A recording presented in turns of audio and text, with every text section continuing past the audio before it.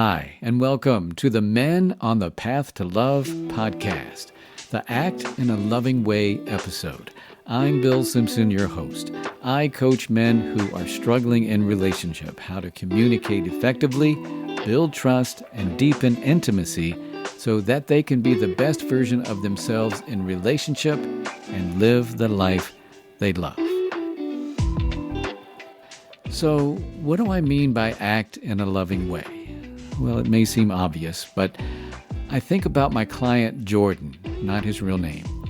He had been in a committed relationship for about a year or so when one day he tells me that sometimes he's not attracted to his partner Melissa, not her real name, and that sometimes he doesn't even like her, that he's not into her like he was when they first met, and he has mean thoughts about her at times. Jordan said that when he's feeling this way, he gets an attitude and doesn't treat her very well. I asked him if he was thinking about leaving, and he was like, "Hell no, I love her. I just feel bad that I'm having these thoughts and that I act that way sometimes." Can you relate to this? I know I sure can, especially when I'm not feeling good about myself. The truth is, we're not always going to be attracted to or even feel love for our partner all the time. It would be unrealistic to feel love and attraction towards someone 100% of the time. You see, feelings come and go, and we can't really control them. All we can control is how we respond to them. Just because we have a feeling or a thought doesn't mean we have to act on it. Remember, the goal in relationship is to focus on the long term. So when you are not attracted to or feeling love towards your spouse or partner in the moment, it's okay. You can accept it, pause, breathe, and act in a loving way. Another way to put it is act in a way that she wants to be with you in the long run. Now, think about it. If you act according to the feelings or the thoughts that you're not attracted to her in the moment and tell her that she looks ugly, is that going to help the relationship in the long run? Of course not, especially if you repeatedly act on these negative thoughts or feelings. Remember, this is the woman you love, even if you're not feeling it in the moment.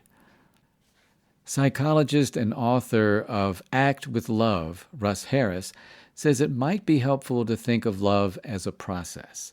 He says that accepting that it can come and go in the moment, letting go of judgments, opening your mind, focusing on what's really important to you, then engage in behavior that will benefit the relationship in the long run.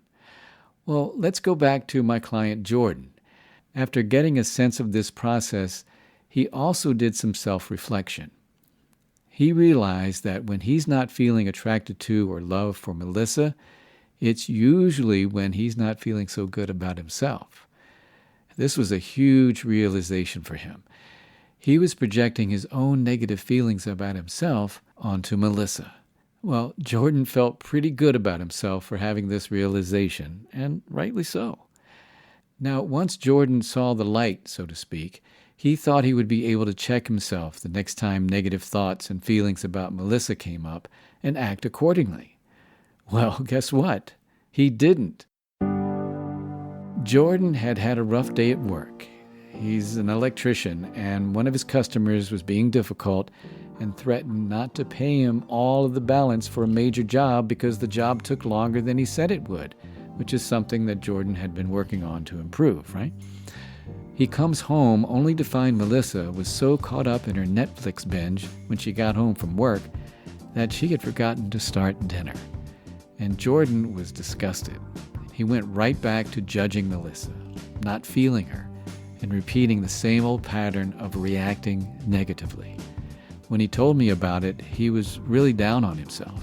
And I explained to Jordan that I wasn't surprised and that it's not unusual for us to repeat our old patterns. Just because we learn something new and understand it doesn't mean we'll act on it every time. These old subconscious patterns run deep and can be hard to stop. All we can do is to keep practicing, and it will get better, and you will change. The main thing is to focus on the big picture and long term of the relationship. After Jordan heard me out, he got it.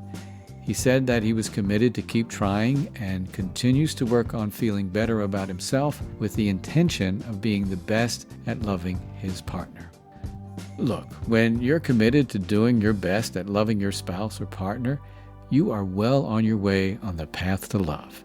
And remember, even if you're not feeling love in the moment, always act in a loving way.